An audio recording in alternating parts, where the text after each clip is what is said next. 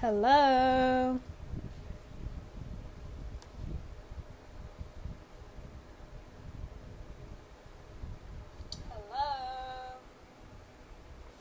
Just wait. Hi, Jamila. I'm just waiting for my guests to come on, and I'm waiting for just a few more people to tune in. Just wait. Hi, Jamila. I'm just waiting for my guests to come on, and I'm waiting for just a few more people to tune in.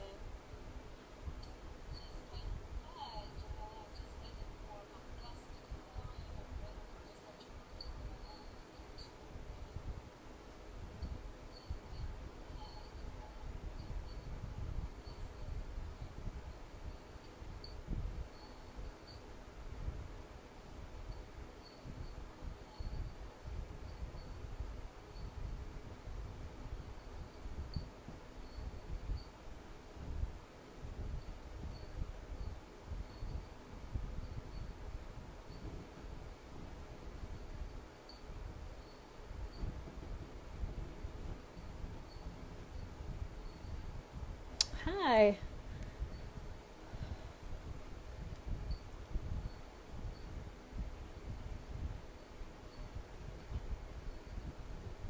Hi.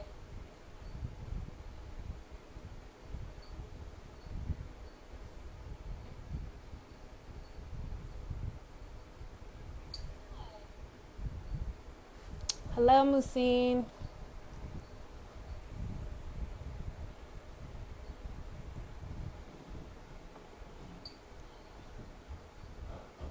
Hello, Musin. Okay, I see my guest is on.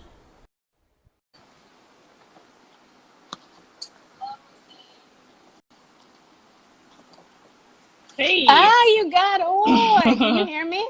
Yes.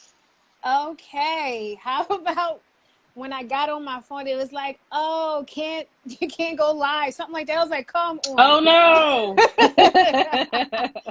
All right. So it's 5 o'clock, and I know with the IG lives, they only last about an hour. Okay. So we're just gonna like jump into it. So hello, everyone, and welcome to this Instagram Live. The focus is talking with your children about racism. My guest today is my dear, dear friend Cheyenne. She's like a sister to me. She is a social worker, and the reason I decided to have this Instagram Live is because something she recently had to do at her job was have this conversation with parents, and then we were conversing amongst ourselves.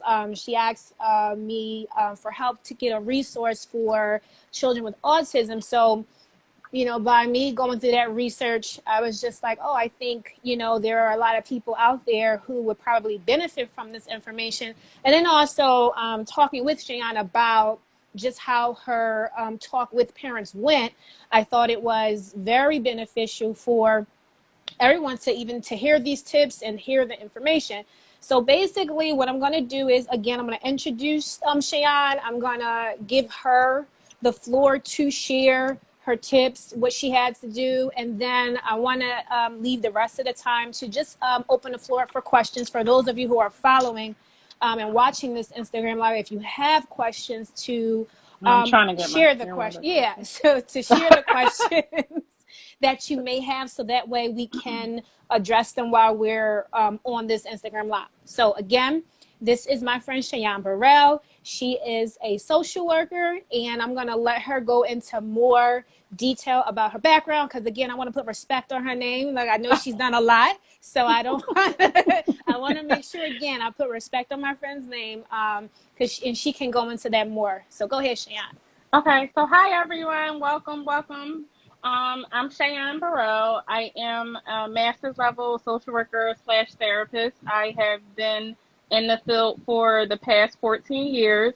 The primary population that I work with are adolescents between the ages of 12 to 18. I have experience working with younger children doing outpatient therapy at the elementary age up through teenage years. I also do family therapy at my current position, working with at-risk youth and their families. And I am passionate about this discussion tonight. I've been talking about it a lot with my own 11-year-old daughter, and I have been doing a lot of discussions at work for my company, talking with other therapists, other social workers, other families. So I am excited to be here this evening with Jamila, and I hope that the tips you will hear tonight will be helpful to you and your family. All right. So thank you again for that introduction. And for those of you who are just now joining the live, please, you can post your questions. You can ask questions. We will address the questions after we finish going through the tips. So Cheyenne, recently, I know you had to have a conversation, well, basically lead a conversation about how to go about talking with, how parents should go about talking with their children about racism. So before you go into your tips, how did that conversation go? I think the conversation as a whole went really well. It was myself and another therapist who we co-did the group together. And it was open not just to people that work in the field, meaning therapists, social workers, caseworkers, that type of thing. It was opened up to parents in the community. So anyone who pretty much follows our Child Guidance Resource Center was kind of open up to anybody who wanted to attend. Overall, we felt the discussion was very much welcome, so much so that we're doing it again, I believe, next week. So a lot of people didn't get a chance to attend or heard about it through another person, and so they definitely said they wanted to attend. So we're going to do a repeat of that next week through my agency. Again, I like to be clear, I am a parent. I'm also an African-American woman. And so the tips that I'm sharing, that I have shared and sharing today is really from a therapist perspective to kind of help parents, whoever is out there that, has children, whether they're nieces, nephews, foster children, whoever it might be, just to be able to open up that conversation, because children are definitely asking and have a lot of questions about what is going on in our communities and in our neighborhoods. So, all right. So thank you for that. And that's awesome that you had a great turnout and great feedback from the talk you co-facilitated with your colleagues. So first off, I think if I remember correctly, you had 3 tips, or was it 4?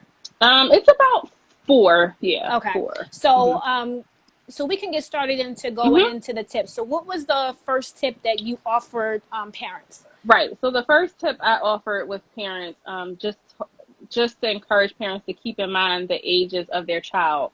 So, if you have a younger child, meaning a child who is 3 years and under, they're not able to kind of understand and comprehend a lot of what's going on. So a lot of the images that are out there is just way beyond their comprehension. But even young children can be exposed, and they have these questions that parents are kind of probably caught off guard about. And so I like to encourage parents of any parent that has a child of 3 and under who might have questions brought up about the climate that's going on around us, is to keep it age appropriate, stick to the facts, and try to keep it as simple as brief, but know your child. Every parent knows their child. They know what they can handle and what they can't handle in terms of maturity and just comprehension and understanding. So be mindful of all of those things when you're communicating with a child that is age 3 and under. Now, when you're dealing with our older children, which would be ages 4 and up in conversation, one of the first tips I like to encourage parents is to allow the child to lead the conversation. Our older children have much more access to things out there in the community, whether it's Siri, Alexa, Google, whatever exactly. It might be. Yeah. So they got access to a lot of information. Yes, they have access to a lot of information. If this was during school time, they have access on recess and all of those kind of things. And so, and I like to say for parents out there, even if you don't have social media for your child, because, my child doesn't have social media either, but that doesn't mean that her friends that she engages with in the community or at school don't have it. Trust and believe, she knew all about TikTok before I was even allowed her to get a ghost TikTok page. So I feel like to say, you know, your kids are getting the information one way or another. So allow them to lead the conversation so that you can find out what information they are privy to, what information they have absorbed. That way you can kind of lead and guide the conversation in an appropriate manner. We all have different morals and values depending on our family, you know, dynamics and breakdowns. So that way you're allowed to kind of meet your child where they are, but also weed out that inappropriate information that might not be accurate. You know, we all have been a child one way or another at one point in our life. And I can remember, you know, different things that my friends would tell me that I would go home to my mom and say, you know, or my grandma and say, oh, so-and-so said this. And she'd be like, where'd you get that from? So just yeah, everyone can experience that. It's like, yeah, that makes no sense, you know? It doesn't make any sense. And just like any topic out there, race and difference and all of those things sometimes have just things that don't make sense. So you want to be able to clarify information with your child. But I think that it's also an opportunity for parents to step up and also, you know, share with their child ways that their child can be proactive as well as standing up for what's right. So I think that those are points to kind of understand and comprehend with your child. Okay, so you just dropped a lot. So first off, parents need to be mindful of just the age of their child to figure out how they're going to approach the conversation. Right. So would you say for like maybe a young child, probably maybe using a book or a story to introduce the conversation? Absolutely. And there are tons of, you know, I've even researched a couple of younger books because I also teach the children at my church, the school-age children at my church. And so we're trying to think of ways to kind of incorporate that on their level. And there are tons of books out there, honestly. If you don't know, now you know. There are so many books out there about racism and how to have that discussion with children in a children's way to kind of bring it into them. So yeah, it's no excuse, you know, as a parent. Right. Oh, he's too young or whatever. Right. It's out there. Picture books. There are a lot. And actually, after this live, I'm going to post a bunch because I found a bunch of books. Great. Some, you know, I found a bunch of books and also some primarily for children with autism because they talk about it in a certain manner. So I will just share all that after. But so for someone who's 4 and up or just an older kid, let them lead the conversation because you're not even sure what they know. You know what they know already or what they already heard. So you want to just give them the opportunity to speak on what they know or what they've heard. Yeah. Okay. Absolutely. Yeah. I definitely think that that's important. All right. So what's your second tip? Next, I want to talk about reflection. It's important when you're having these discussions. And again, this is geared towards our older children because this is where the conversation probably continues with our older children. Is definitely reflect what your child is feeling, validate your child's feelings, but stick to the specifics so that you can focus on your child's feelings and the facts. So you want to be able to give them all the information, but just information that they can handle. And it's definitely okay to acknowledge with your child ideas that you aren't certain of. I hear a lot of people make assumptions about another person's actions. And to be honest, the only person that can justify their own actions is the person who did it. And so, you know, with my daughter, you know, I don't always have the answers as to why a person did it. There's no rationale, you know, a lot of times for some of the things that people are doing that just honestly don't make sense to my child. And to be honest, they don't make sense to me. Right. And I think sometimes as adults, we try to make things more complicated than what they are. I mean, it's or just we try to say what it is. Oh, they're just ignorant. They're just mean. Right. And my daughter, sometimes she's the one who actually reinforced that for me because I can remember having a conversation with her and her response was, "That doesn't make sense, Mom. That just doesn't make sense. That's just rude." So, you know, those were her words in terms of an 11-year-old, and it encouraged me to continue to for myself to not formulate a reason as to why a person is doing something other than that person explaining it. So it's just important to embrace that and understand. It's okay to say, I don't understand. Um, and you don't have to have all the answers as a parent or a guardian. The other part of that, I like to say is, don't use blanket statements. Like, people are going crazy, or you still have to remember that your child is a child, and sometimes how they perceive things and comprehend things is different than us in terms of their maturity level, in terms of their life experiences. And I had to, have to always remind myself to be mindful of how I word things to my daughter, because she sometimes, if I say something in a certain way, she'll look at me and I can understand this anxiety that kind of comes along with it. And so I'm just mindful of not trying to put anxiety on her that she can't handle at this age. Mm-hmm. And I think that that's important for parents. I think it's important. We say it in other subjects, but for some reason we don't with this. I remember my grandmother saying to me that there are just certain things that, need to stay in a kid's place versus an adult's place. So I think you just need to be mindful and stop making blanket statements to our children to create this anxiety. Now, that's different from not telling your kids what's happening, but when you make blanket statements, especially like people were going crazy, especially like with the riots and things like that, it creates this undue anxiety for your child. So you have to be mindful of what you're saying. You can say that same statement in a different way that a child can comprehend and understand. Okay, so basically with your second point of reflection, you were basically saying make sure to validate and acknowledge your child's feelings, what they said, that you're acknowledging what they're saying, that you're actually listening to what they're saying. And when they share something like what you were saying, when a child says, well, why is so-and-so doing that?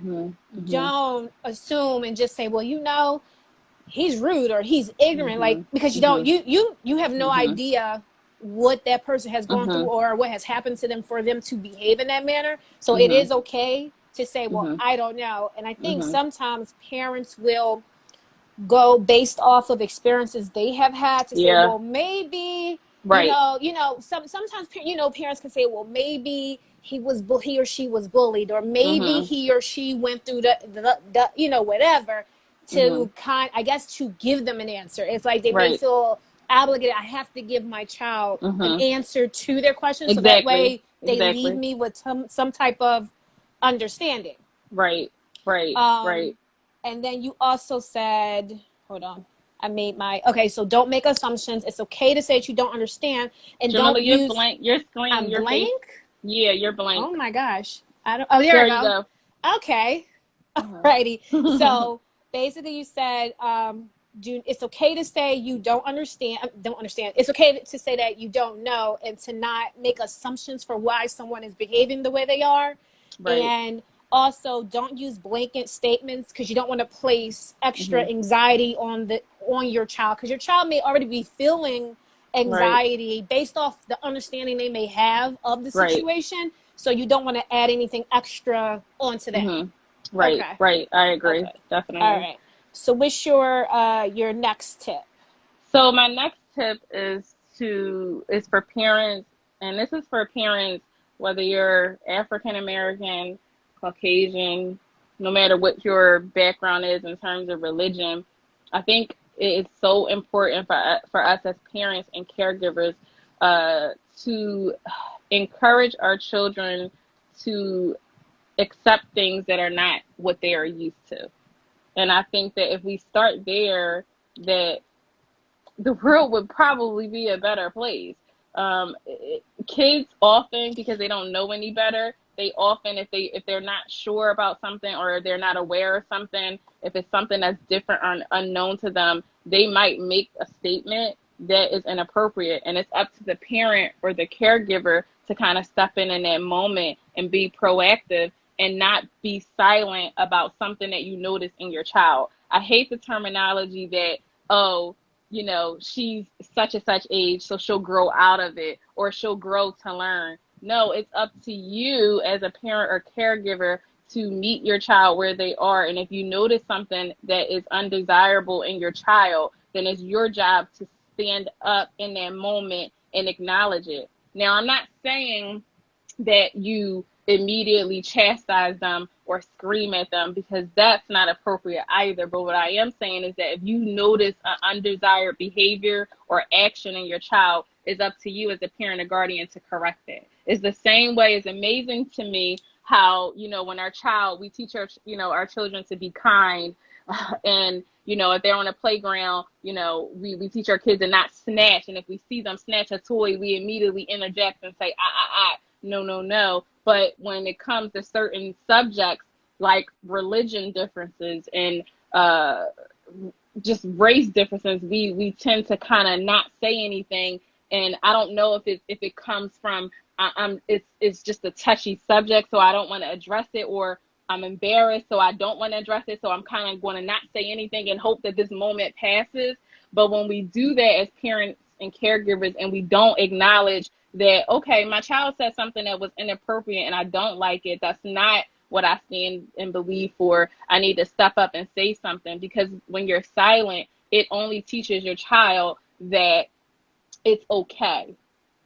So you have to be in the moment with these different things in order to encourage your child to do different and to behave and act different.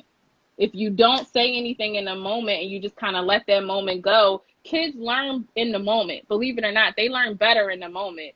If you wait until 2 days later and be like, oh, if I wait 2 days later to address something with Sydney, she probably has forgotten all about that experience, doesn't even really know what I'm talking about, and probably is annoyed that I'm interrupting her in her play to talk about something that happened 2 days ago. But if I interject in the moment that it's happening and say, hey, like, Sydney, why did you say that? What made you say that? That's important to figure out. Where did that come from? Why did you say that?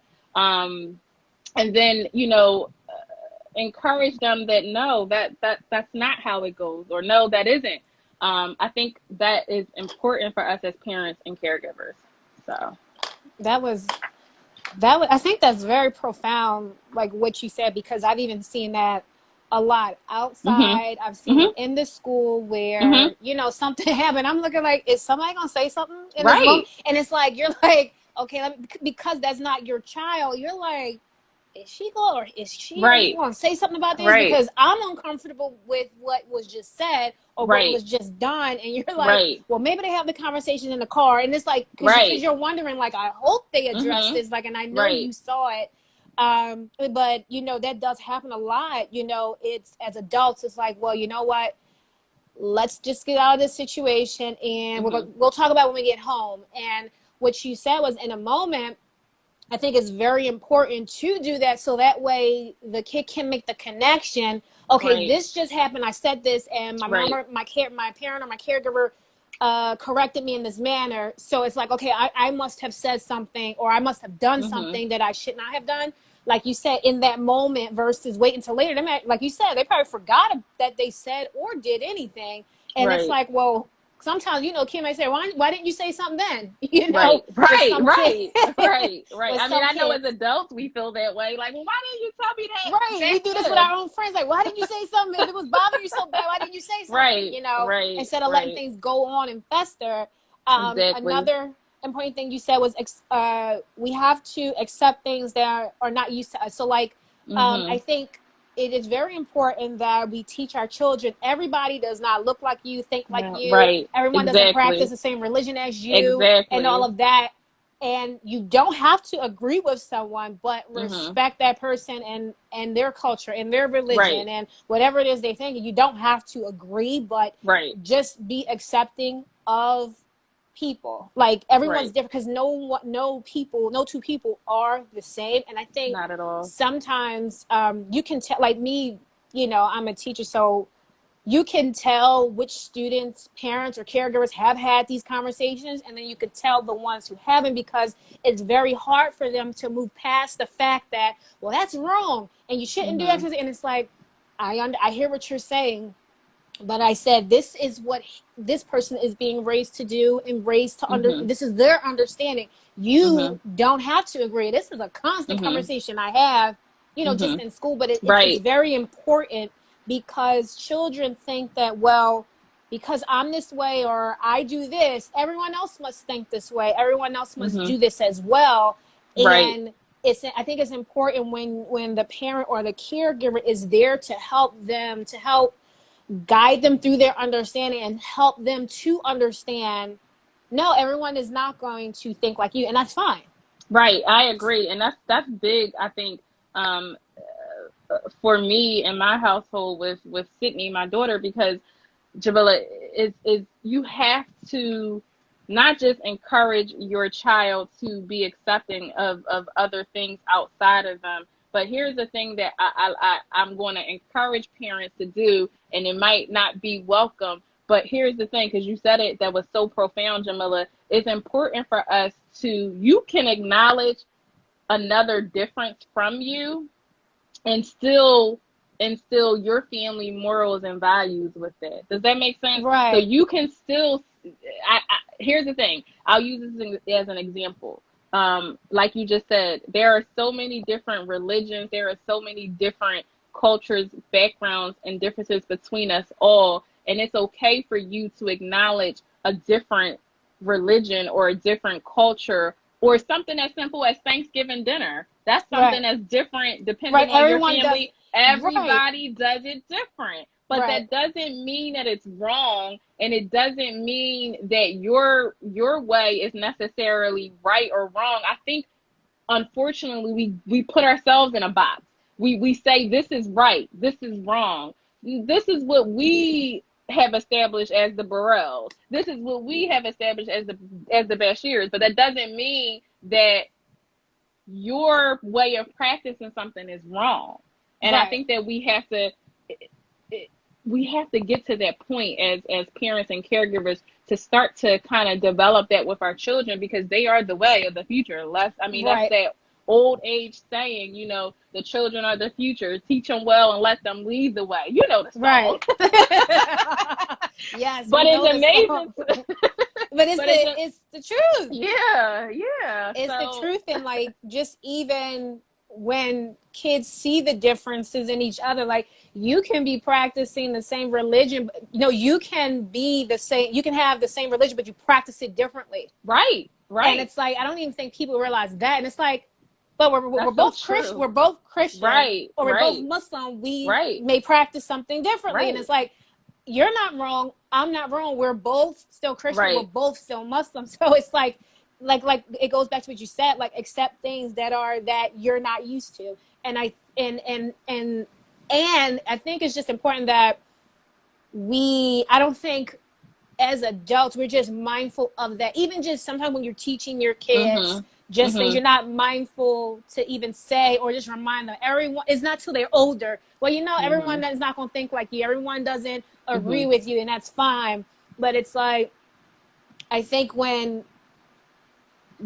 things like racism, it's well, I don't want to accept that because that's wrong. I don't want to accept that. But it's you have to, I think, just let your child know there are people that think this way and that behave this way. Right. And this is how you respond if it does happen to you. Right. Because, you don't want kids to think that, oh yeah, you're going to accept everything. No, you're not going to accept everything because not at all. The way people behave is not it's not the appropriate way. It's not the best way. And you don't want to give that message. We don't want to give the message, well, you just accept everything because, you don't. Right. It's we have to teach our kids how to, when you are presented with this type of behavior or this belief, this is how you respond. And I think enough practice there's not enough practice of that. Equipping.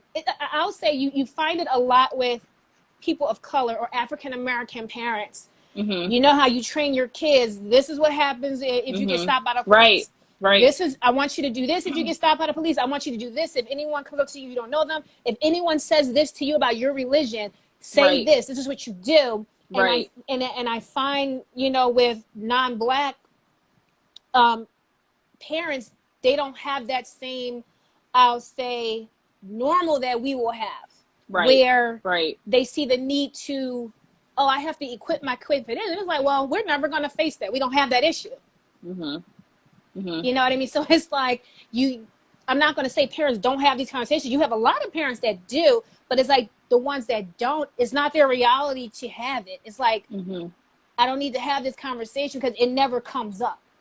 And I think that right now, I think that that's the importance. And I think a lot of people are acknowledging that, wow, I haven't had these type of conversations with my child, Right. or I haven't had these discussions. But it's important to have these discussions with your child, because if not, you just create and produce another adult that is kind of oblivious to what is going on around them. And I do understand that somebody else's experience is not going to be your own experience, but with the climate and the way things are going on now in our communities, unless you live under a rock, you really are privy to what is going on. Mm-hmm. And it is important. And I do understand maybe for families who are non-Black and are non-brown families, it might, I guess, in simple terms, be something that's uncomfortable because maybe they don't even know where to begin or what to say in terms of those discussions. But I encourage and employ parents and caregivers to set the facts and don't sugarcoat things. Discuss in facts.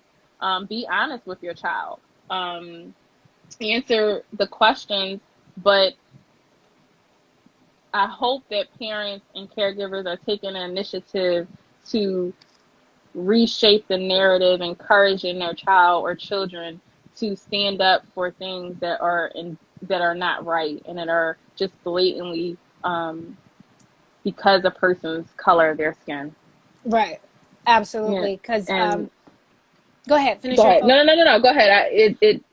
It's something that I think the Black community as a whole, that's where we are. And Mm-hmm. it's like, this is blatantly wrong. And if you're okay with this,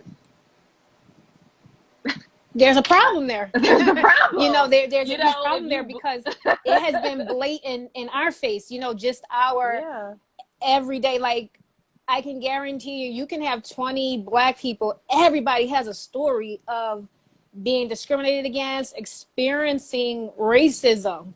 Everybody mm-hmm. has a story. Mm-hmm. Even kids, children mm-hmm. have a story because I don't think people realize how racism shows its ugly face in so many different industries. Like mm-hmm. kids go to school and I promise you they have experienced racism. Mm-hmm. It could be by the teacher.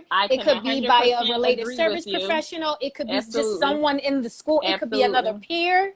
Absolutely. They have experienced it. And I think now, with the present climate, for people, like you said, who have been living under a rock, it's right there in your face and you can't deny it anymore. Mm-hmm. You can't mm-hmm. say, it's only in that area or it's only this. And it's like, no, it's happening, and it's sad that it takes horrific video footage mm-hmm. for people to believe it mm-hmm. and to know that it's real and this is a problem that we have, and it's not a Black person's problem.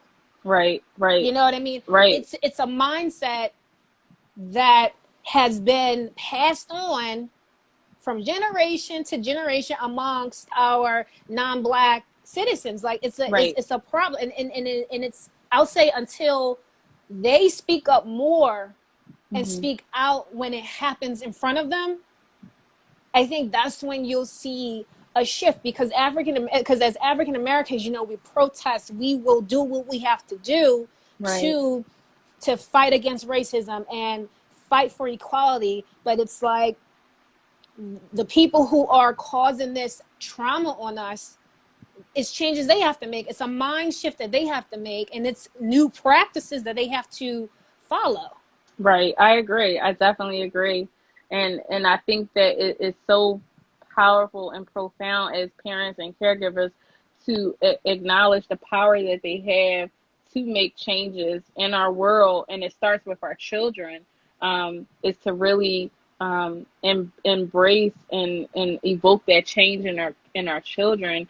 And I see this comment that my cousin had posted on the feed, and she said we need to have more of these conversations. We need to make it the norm to talk about differences, and I agree 100%. We do. It's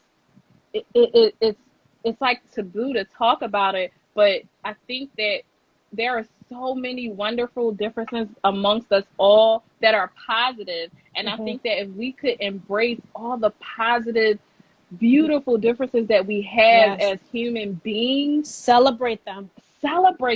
Sydney School, and this will be my last point, and then you can go whatever direction you want to go. Sydney School every year does a cultural diversity, where they have a culture night at their school, and each and every child is able to bring something to school, whether it is a food, whether it is a piece of clothing, whatever it might be that they're proud of, or they do at home that represents their culture. It's called International Night. I couldn't think of the exact terminology. International Night. And it's something that I look forward to every year. It's something that Sydney looks forward to every year, because this is the opportunity that she gets to share. You know, my dad is from St. Vincent, which is a Caribbean island in the Caribbean, and she gets to go to school and share just the food. You know, my dad makes he'll make oxtails and gravy, and she'll take it, or he'll make another dish and she'll take it to school. But then when I get there, I see all the different families that come together from all different backgrounds, and it's just something beautiful to watch and embrace. And it amazes me that we are considered this melting pot, but are we? Exactly. It's like we preach this message in America that is a melting pot and we're accepting, but we're not. And it's amazing that we are not walking out what we preach. And I think that that's the best terminology to say. And I say this wholeheartedly because I believe in it as a parent. You cannot tell your child one thing, but then behind closed doors, you speak and you behave a different way.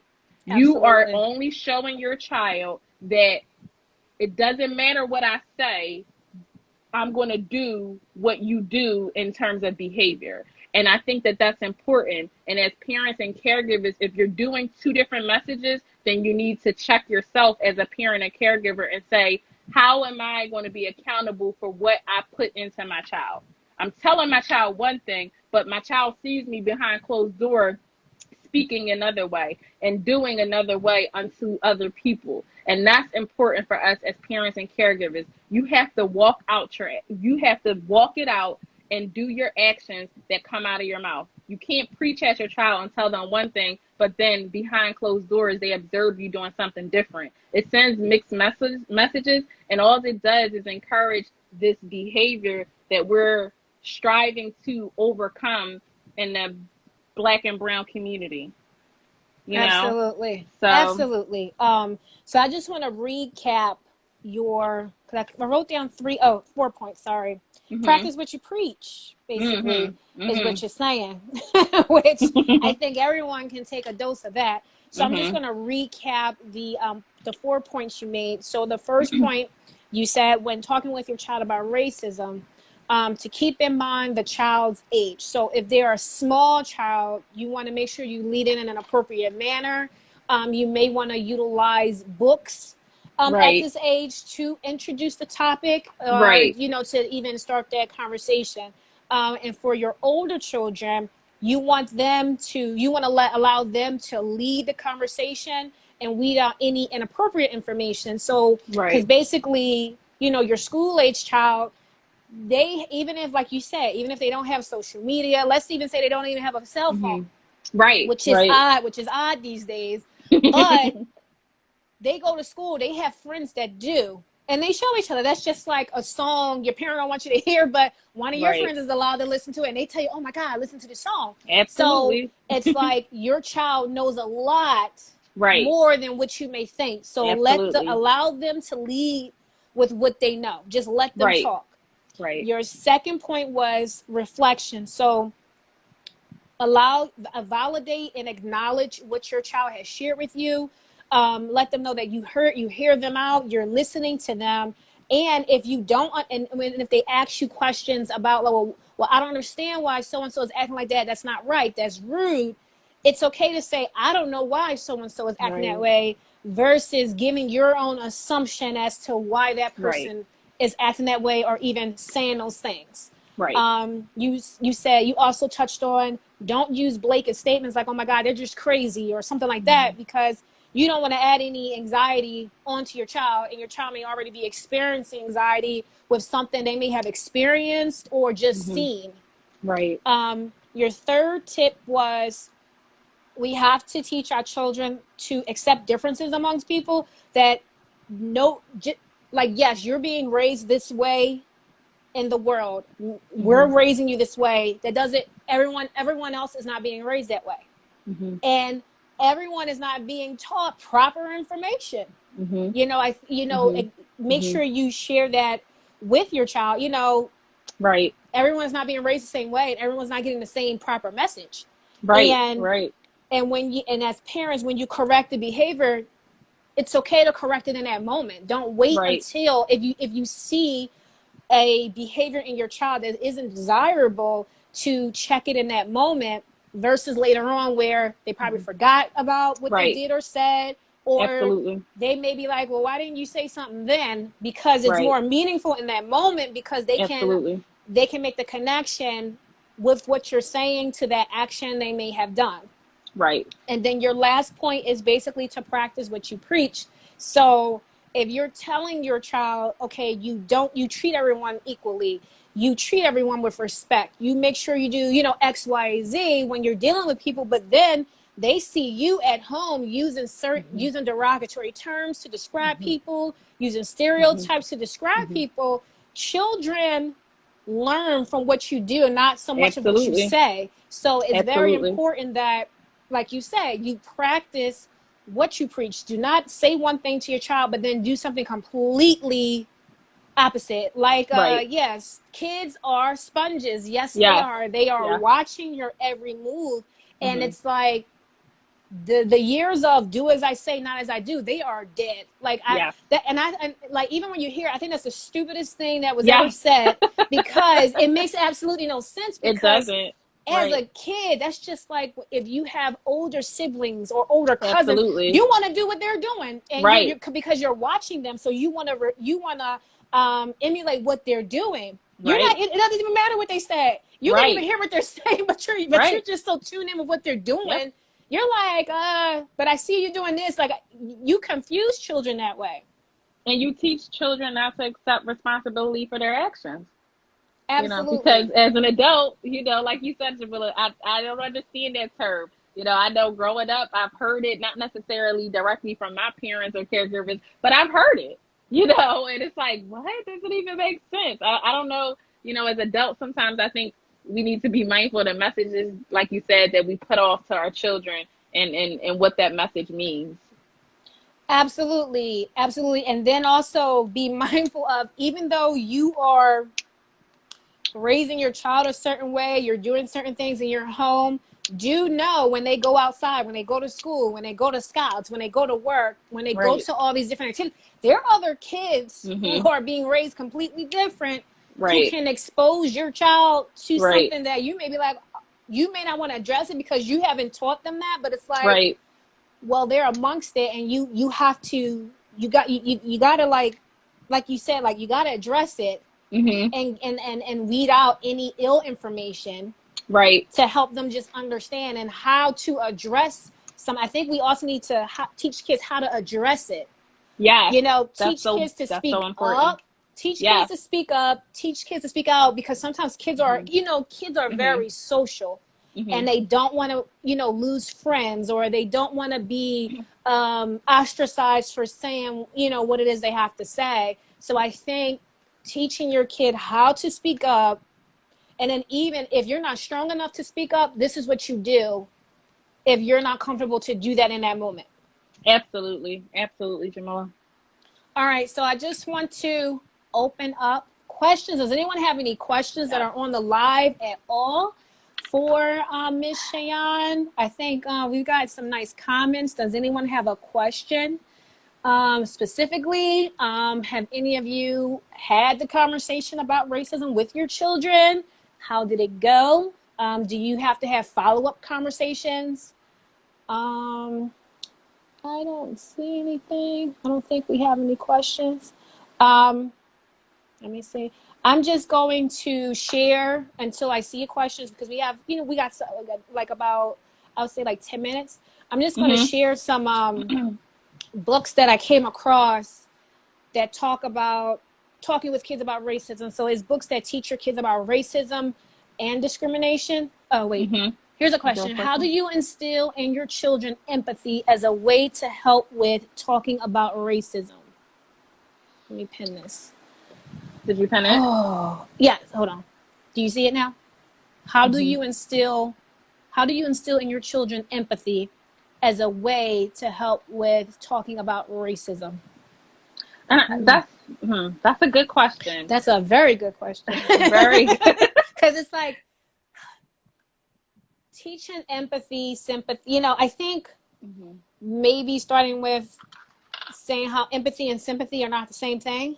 Because I think sometimes we use those words interchangeably and they don't mean the same thing. When you're sympathetic of someone, you feel sorry for them, you understand the situation, you feel sorry for them. Whereas with empathy, like you understand, but you don't feel sorry for that person necessarily. Right. So it's like, and it's trying to think, how can you go about that? But I think, I think that you just hit something that was really important, is teaching the feeling sorry for someone. I think it puts you in a position to think that you're on different levels, or think that you're not equal.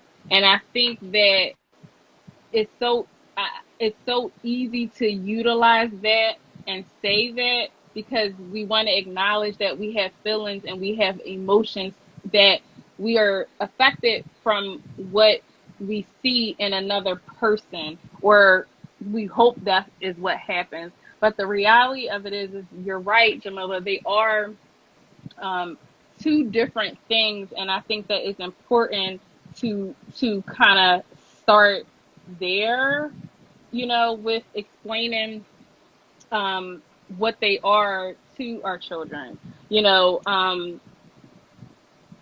I think when you look at empathy, that's what we want to kind of embrace. That's what we want to show to our children, because empathy is having the ability to understand other people's feelings as if we're having them ourselves. And I think that sympathy is more so where you are attempting to take a part in someone else's feelings. Does that make sense? I get what you're saying. Right. So it's like, I think you can understand another person's feelings, but you can't wholeheartedly take on that person's feelings in terms of sympathy. In terms of sympathy. Does that make sense? Like, yeah. Go ahead. No, because I was thinking, like, I think sometimes it's hard for children to put themselves in someone else's shoes to understand why a person has behaved the way they have behaved, and then going from there. So it's like, let's say a child is called the N-word, and it's like the child will be like, I don't need to put myself in his shoes. Like, he's just rude, he's mean, he's a racist, he's this, he's that. And it's like, I know it can, and then like just understanding empathy. Do I want to have empathy for him? I don't want to understand where he's coming from. You know what I mean? Because it's like, you and I know that's a derogatory term. You're saying it to demean me. You're saying it to put me down. So it's like, I don't want to understand where you're coming from with that at all. I don't feel sorry I don't feel sorry. I don't understand it, but it's like, that's a toughie, because it's like. So I think that this is something that I strongly encourage parents, is to simply start with compassion. You have to teach your children or your child, and sometimes we like to say and hope that compassion is sometimes just automatic, but I do believe that it's our job as parents and caregivers in the moment. There are situations that I have seen in Sydney throughout her 11 years where she responded in a way in the moment that really was inappropriate, but it was up to me as a parent to sit down in that moment and explain to her why it was inappropriate, and not say, why did you say that? Or chastise her in a demeaning way. But I really had to sit down, get down on the floor on her level, and really get her to understand that by you making that statement, you have possibly invoked these feelings in another person that is not okay. It's not comfortable. And so sometimes I think we miss the mark with teaching our children compassion.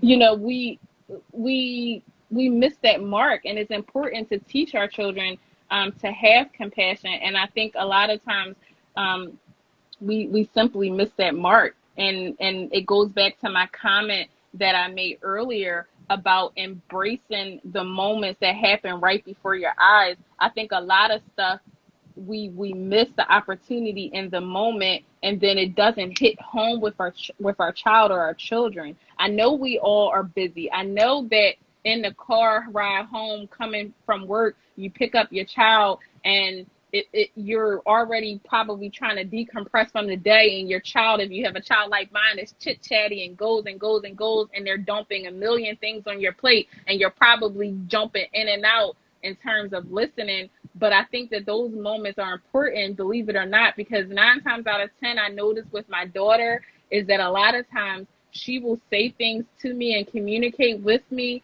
for validation, to, for different situations that happen along the course of the day. And if I'm too busy where I just kind of overlook it, I miss the opportunity to maybe correct something that happened earlier in the day. Now, don't get me wrong. 9 times out of 10, she probably doesn't want to hear me correct her, but it's important to correct her in love and say, listen, babe, maybe the way you handled that earlier probably wasn't the best way. How would you feel if the tables was turned? And I think that that's important. It's amazing to me that we bullying is such a big topic in schools, and over these years and years and years, we talk about bullying and no, don't you bully and don't do this. But when it comes to talking about race differences and all of that, we take a step back, and we don't embrace that, and we don't take the opportunities to correct. Yeah, I think a big thing, like you were saying, is having the compassion. And I think also just equipping our children when these things happen, how to respond to them. Because I was just thinking, if a kid is called, if you are, even as an adult, as an adult, I think you'll handle it completely differently than a kid. Or maybe the anger is there if you are called the N-word. And it's like, because in that moment, you're angry and you're ready to retaliate. You're ready to say something even more demeaning back to that person. And it's like, that may be hard for a kid to demonstrate any type of empathy.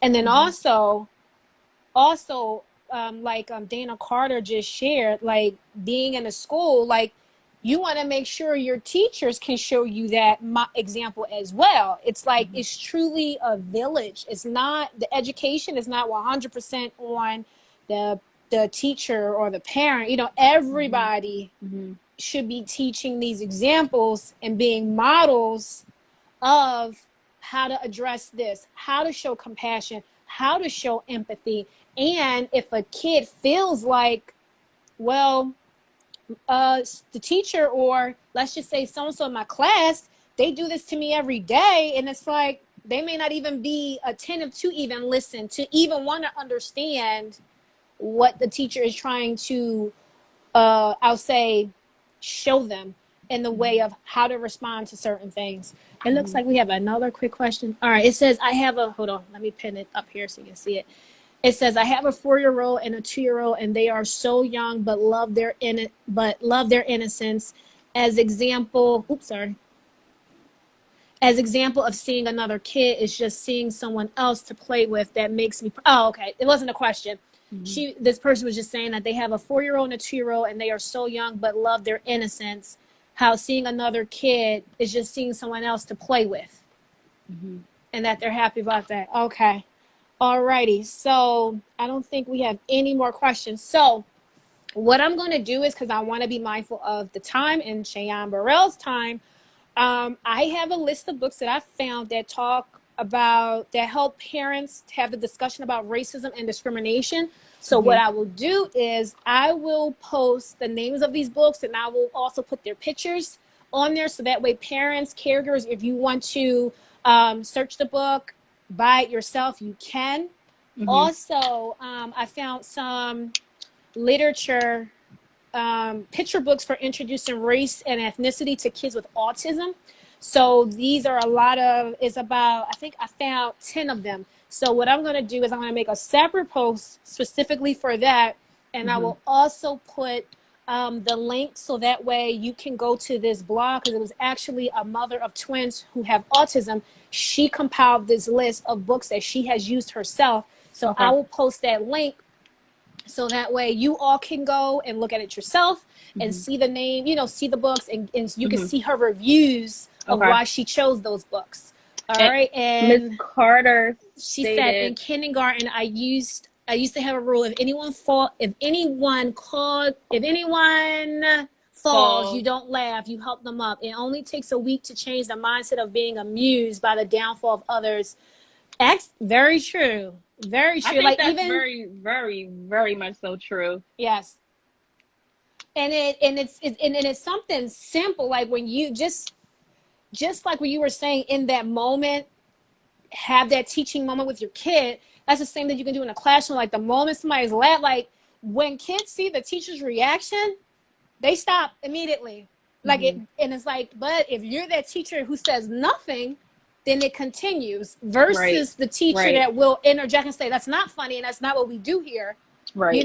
Kids can change the whole, mindset. And when you create a culture in your classroom that this is not acceptable, that this is not what we do here, then that's where you see behavior starts to shift and change. So Cheyenne, go ahead. Go ahead. I was going to piggyback. We got like 18 seconds. I don't want to turn out. Really quick. So earlier, with Lonnie had posted a comment about empathy, and I said compassion. I think it's important to remember that we need to teach in the moment. That's something that, yes, you can verbalize, but it's better